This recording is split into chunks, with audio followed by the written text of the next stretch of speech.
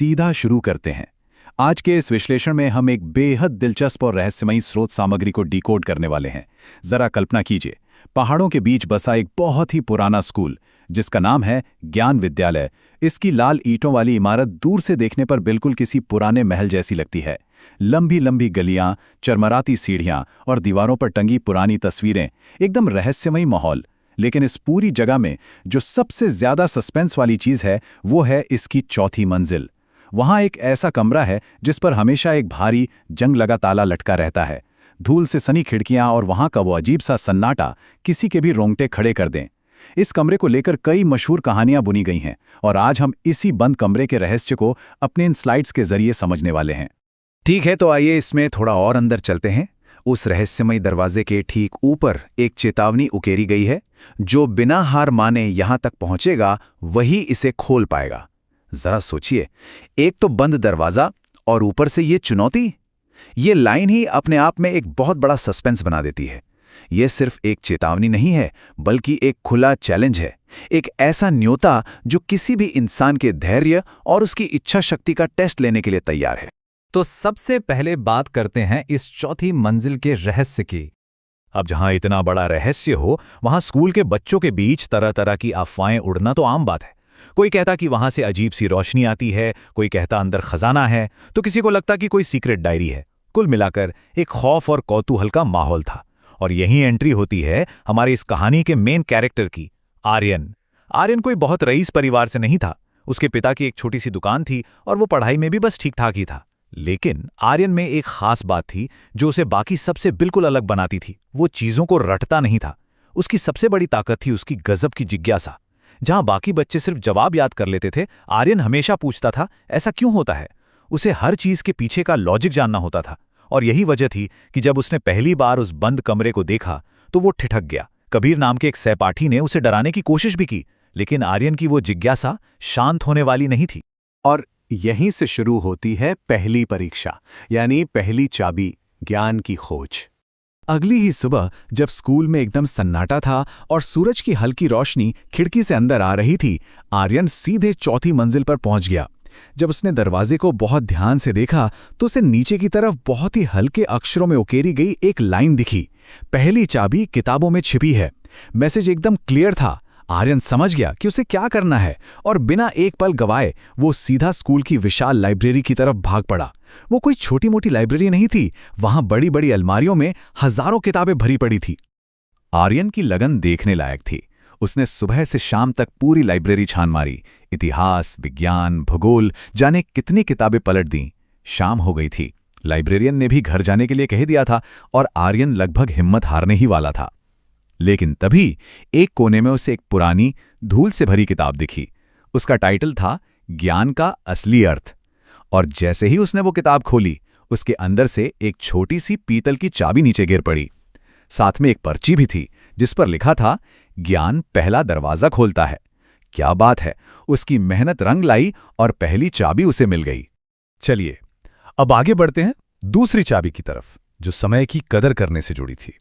परीक्षा अभी खत्म नहीं हुई थी। अगले दिन जब आर्यन वापस उस दरवाजे के पास गया तो कुछ बदल चुका था। दरवाजे पर अब एक नया मैसेज चमक रहा था, दूसरी चाबी समय की कदर करने वालों को मिलती है।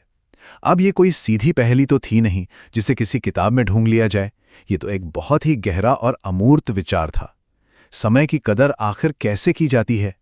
आर्यन पूरा दिन बस यही सोचता रहा और इसी सोच विचार में उसकी नज़र स्कूल के पुराने घड़ी साज दादाजी पर पड़ी।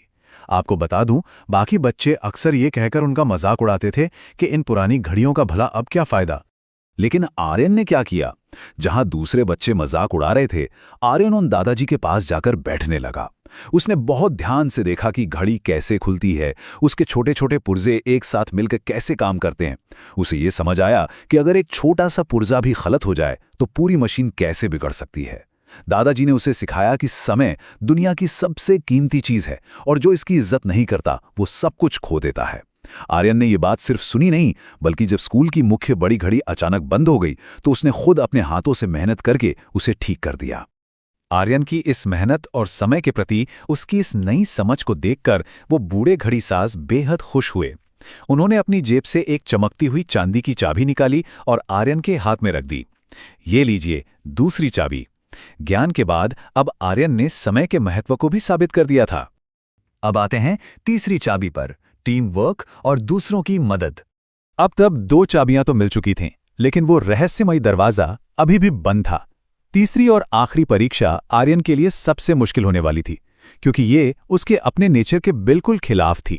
दरवाजे पर अब तीसरा मैसेज आ चुका था। आखिरी चाबी अकेले नहीं मिलती। आर्यन के लिए ये किसी बड़े झटके से कम नहीं था। पता है क्यों? क्योंकि आर्यन उन लोगों में से था जिन्हें हमेशा अकेले काम करना पसंद होता है। उसे किसी और पर भरोसा करना मुश्किल लगता था। उसे लगता था कि वो हर काम अपने दम पर कर सकता है।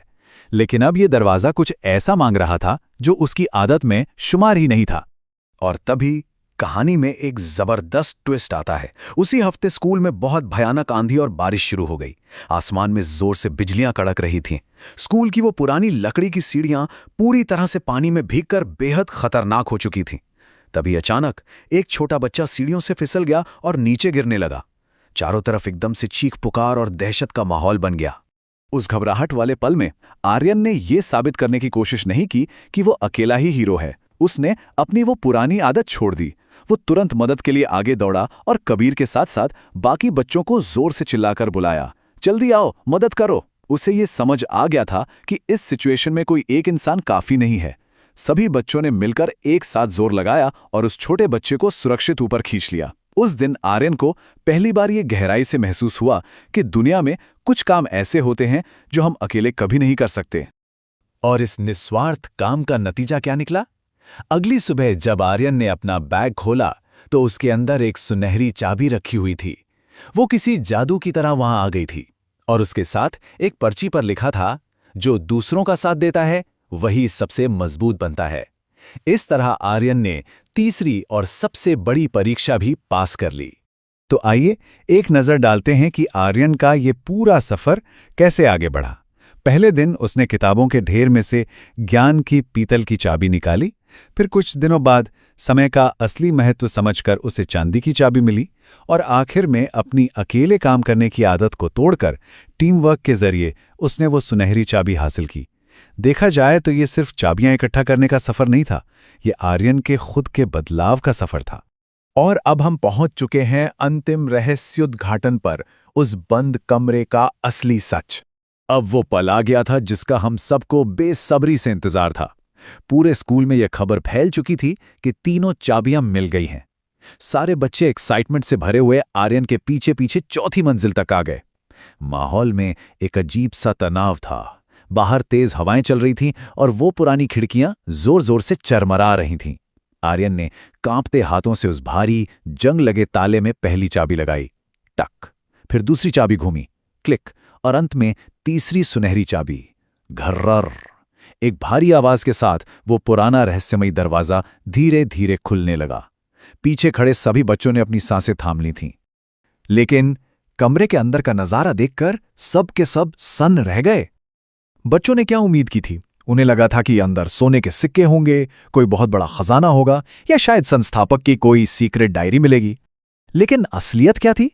उस कमरे के बीचों बीच सिर्फ एक चीज रखी थी, एक बहुत बड़ा और पुराना आईना। जी हां, कोई सोना नहीं, कोई खजाना नहीं, बस एक आईना। ऐसा इसलिए क्योंकि असली खजाना तो भीतर है। सच कहूं तो ये कोई निराशा वाला पल नहीं था, बल्कि एक बहुत बड़े सच के सामने आने का पल था। उस पुराने आईने के ठीक ऊपर एक बहुत ही गहरी बात लिखी हुई थी, सबसे बड़ा खजाना तुम्हारा बदला हुआ व्यक्तित्व है। इस एक लाइन ने उस पूरे कमरे का मतलब ही बदल कर रख दिया। जरा दोनों आर्यन को कंपेयर करके देखिए। जब उसने पहली बार उस कमरे को देखा था तो वो कैसा था? एकदम अधीर, अकेले काम करने वाला और जल्दी हार मान लेने वाला। लेकिन आज उस आईने के सामने खड़ा आर्यन बिल्कुल अलग इंसान बन चुका है। वो अब मेहनती है, उसमें धैर्य है क्योंकि वो समय की कीमत समझता है, और सबसे बड़ी बात, वो अब एक टीम प्लेयर है। ये एकदम साफ हो गया था कि इस कमरे का मकसद कोई खजाना बांटना था ही नहीं। इसका असली मकसद एक ऐसा इंसान तैयार करना था जो अपनी जिंदगी में आने वाले किसी भी बंद दरवाजे को खोलने की काबिलियत रखता हो।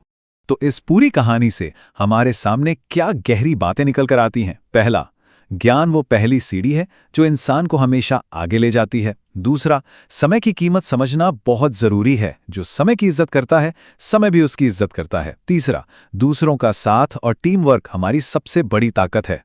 और सबसे आखिरी बात, हमारा असली खजाना कोई सुख सुविधा की चीजें नहीं, बल्कि हमारा अपना चरित्र और हमारी सोच होती है। कुल मिलाकर निष्कर्ष ये निकलता है कि असली सफलता बाहर की दुनिया में ढूंढने से नहीं मिलती। ये कोई ऐसी चीज नहीं है जिसे आप किसी ताले के पीछे छिपा कर रख सकें। असली सफलता हमारे भीतर बनती है, हमारे अनुभवों से, हमारे संघर्षों से और हमारे चरित्र के विकास से। अब हम इस विश्लेषण के बिल्कुल अंत में आ गए हैं और ये कहानी हमें एक बहुत ही गहरा सवाल दी जाती है। ज्ञान, समय और टीम वर्क से तो वो बंद दरवाजा खुल गया, लेकिन जरा सोचिए, हमारे अपने जीवन में वो आखिरी चाबी कैसी दिखती है जो हमारी सबसे बड़ी मुश्किलों के दरवाजे खोल सकती है। इस बारे में जरूर विचार कीजिएगा। इस विश्लेषण का हिस्सा बनने के लिए आपका बहुत बहुत शुक्रिया। सीखने और आगे बढ़ने का ये सफर हमेशा जारी रखिए।